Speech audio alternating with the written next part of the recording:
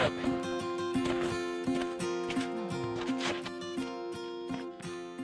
er morgen for oss, Olafur. Nu vel. Ja, sitter på sittestol rett ved bil, rett ved veg. Ja, finnes ikke noe mer ekte jossejakt enn dette her, er det vel? Føler at det har kommet godt inn i pensjonistenes rekker eller noe sånt, kanskje? Jeg vet ikke.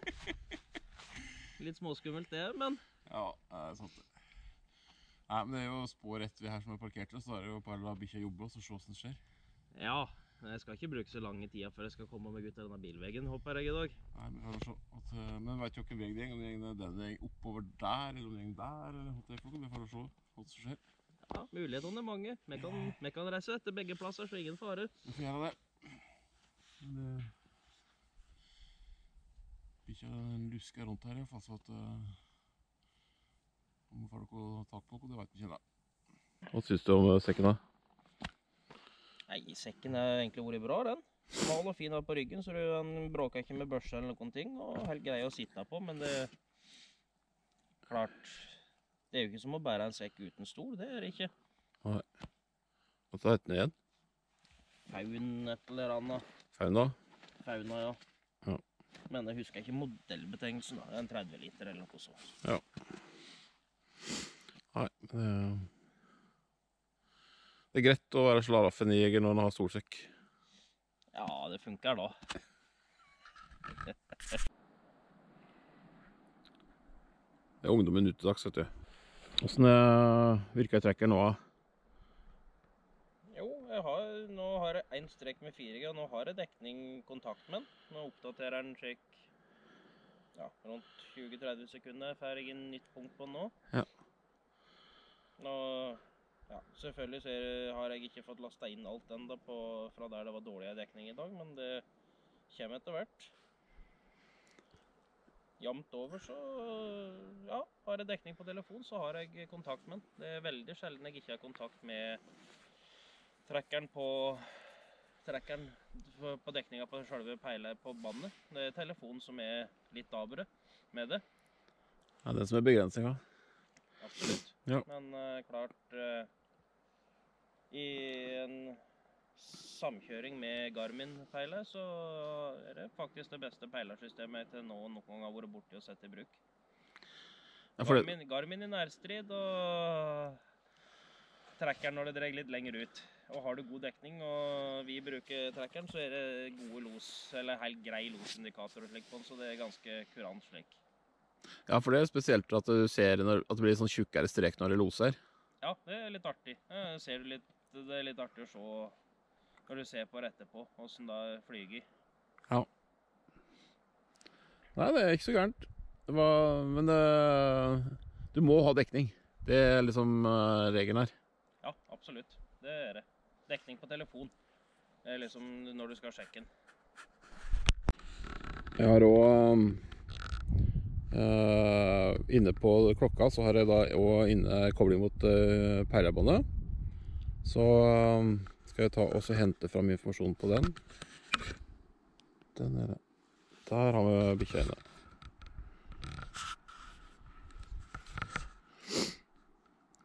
Den er da koblet opp mot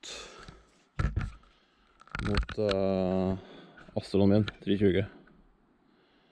Så her ligger den da inne. Litt gjenskinn her nå, men der har man det.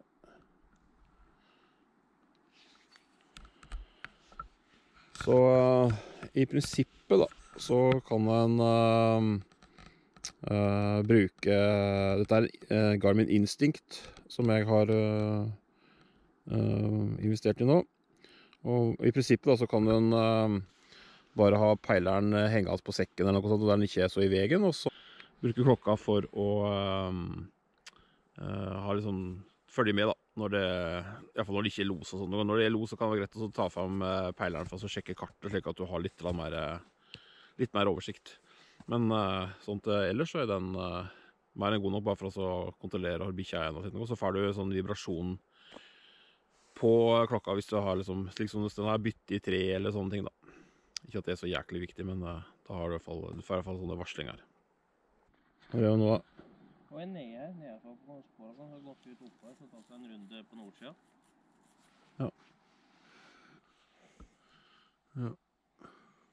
6 minutter siden sist nå. Jeg har litt dårlig dekning, og trekker den igjen i et hål, så kan det hende at det er litt dårlig dekning for den der, men... Ja, det er ikke sannsynlig det. Jeg fikk ikke lyst til å komme ut derfra, tenker jeg. Nei, men han løsner nok snart. Men nå er det så nærmere uka at Astron fungerer jo bra da. Ja. Det var litt moro å bruke den for å se liksom hvordan det virker. Det er jo det som er artig, men nå. Får litt erfaring, ja, men... Nei, grå dag i dag, men det er ikke god nedbør i hvert fall. Litt vind. En liten trekk. Men det er ikke god plagsomt heller, selv om det bare er en julegenser. Ja, behagelig i dag. Ja, fint i dag. Så er det mye snor da, 20 centimeter. Cirka. Ja.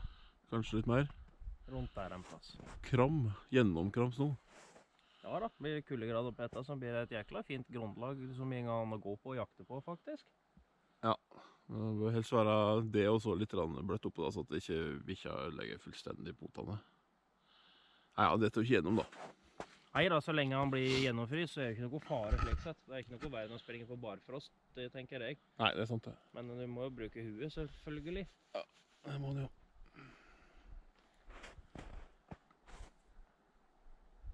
Vi skal ha litt mer los da. Ja, men... Skremt ut en tiur i dag. Ja. Det var liksom akkurat så jeg ikke rakk å få noe sikte på når jeg så den. Ja. Og litt, litt langt hold kanskje, men hadde det nok gått. Ja. Og litt slik, så må bare ha trua. Må ha trua. Det er derfor han er på jakt, ellers hadde han kunne blitt hjemme. Nei, skulle vi liksom selt haglønn kostet selv, eller Olavor? Nei, det er ikke tema. Nei.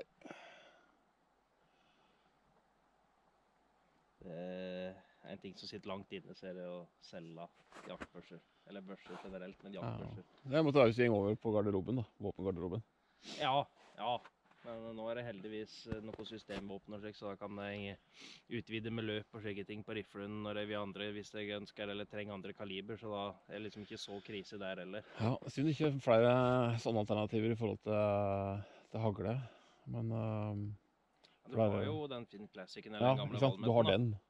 Altså, det er noen til da, ja. Men slik som den Burnon min er jo faktisk både kombiløp og egleløpte, og du får jo dobbeltriffeløp den, men det har jo jeg dessverre ikke. Tenk hvor kjekt det var å kunne skifte til kaliber 20 for eksempel. Så det er mye enklere og billigere, det er ikke, men det er lettere våpen, vet du, men det er ikke, for du må jo skifte ut hele systemet, skal det være noe vits i. Ja, men akkurat på hegler så er det litt vondt, for at du får liksom, det er så vondt for at du må ha en kaliber 12 låskasse, skal du ha kaliber 12, og da blir jo grovere, og da liksom hjelper ikke å gå ned til kaliber 20, for fordelen med 20 er at du har en smekkerere låskasse.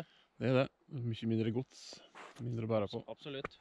Det er jæklig fine våpen av kaliber 20. Ja, for min del så er det egentlig en favoritt på mange måter. Ja, det er det. I hvert fall i hegler. Ja. Og i drilling og slik er det egentlig optimalt. Ja, eneste jeg kunne tenkt meg at det var i 2089 hadde vært et alternativ. Det burde jo en eller annen ammunisjonsprodusent og noen produsenter av våpen greie å få til, for det er jo ikke vanskelig. Ja, det blir synd at ikke amerikanerne allerede har det. For der er jo sånn grovere å være, og det bare er det, liksom. Ja, nei, men jeg kan godt ta patent på den ideen, det er ingen problem, det. Fare for at det ikke er mulig å ta patent på den, du. Nei, kanskje ikke patent, men i hvert fall jeg kan ta æra for ideen. Hvis det er noen våpenprodusenter blir med på den, så skal jeg med meg en gang, jeg. Sant. 2089, det er vel sånn 3-tommer, eller? Nei, det er 4. 76 3-toms. Det stemmer det. Så du er oppe på 3,5? Det er 3,5, ja. 3,5 blir det, for det er 13 cirka, ja. Og så en... Det i hegla kan du lade da med noe slik passe tunge ladninger. Rundt 40 gram eller noe kanskje. Og så hadde et hav av riflekaliber, selvfølgelig med krave. Eneste som er et alternativ i brekkvåpen i mine øyne. Og så, Dere styrer i hvert fall. Hatta så hadde du fått tilnærmet et ideelt våpen. Ja. Slik i kombinasjonsverden. Fylling da. Ja, gjerne. Det ble litt tyngre, men... Ja, men hvis du har... si at du har ett grovkalibra for litt større vilt, og så ett finkalibra for mindre vilt, for eksempel, så har du jo egentlig børstet alt da. Ja, ellers så tror jeg mer glad i å ha hatt 2 like rifler, så jeg ville heller hatt ikke så alt for grov, men en slik passe patron som er jo skyter passe flatt, da 27 ganger 65 er, eller 30 blaser eller noe i rifla, så 20 hegla, da har vi temmelig ideelt våpen. Hvis du har litt god samskyting på pipen da, og la deg selv, så har du ganske mange muligheter. Det er sant.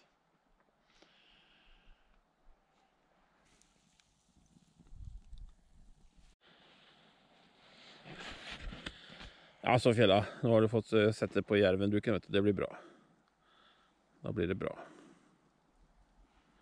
Jeg har vært flink i dag. Jeg har vært flink ut og leita, og finne et eller annet som ikke helt vet hva det er, kanskje.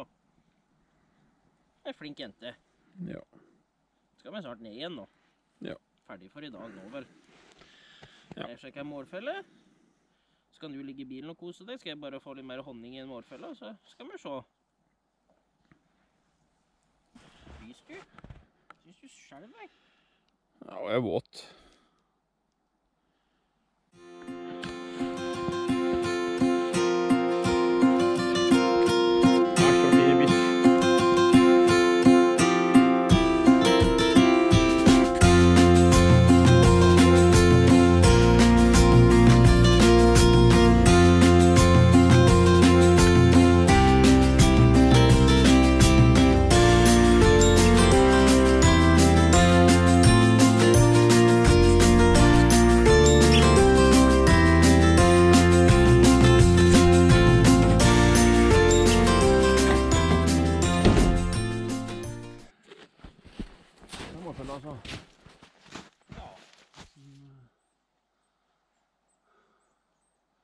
Smører du trestamma eller den sokken som gikk på da, eller? Jeg har inni i hvert fall. Ja. For å være å sjåna i samme slengen da. Ja, det kan være greit. Jeg har liksom hatt det viktigste at det lukter rundt her, så jeg kan kjenne lukta. Ja.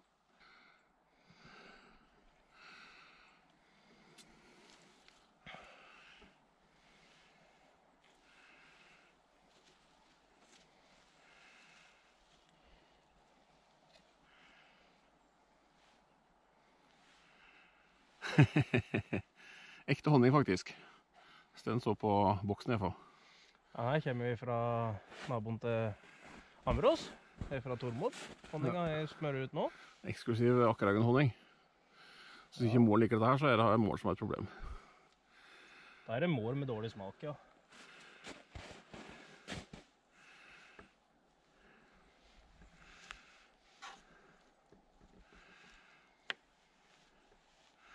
Ja, det ble jo tatt en mår her i fjor, var det ikke? Jo, fikk en her. Så det er en del igjen da, for det blir en mårskinnsvest, for å si det sånn. I hvert fall hvis du skal bruke den. Ja, i hvert fall hvis jeg skal bruke den.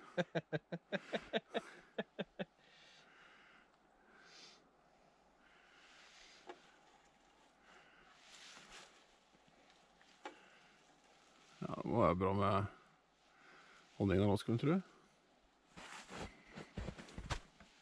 Ja, jeg skulle få tømt den boksen jeg hadde her bare. I grove trekk. Ja.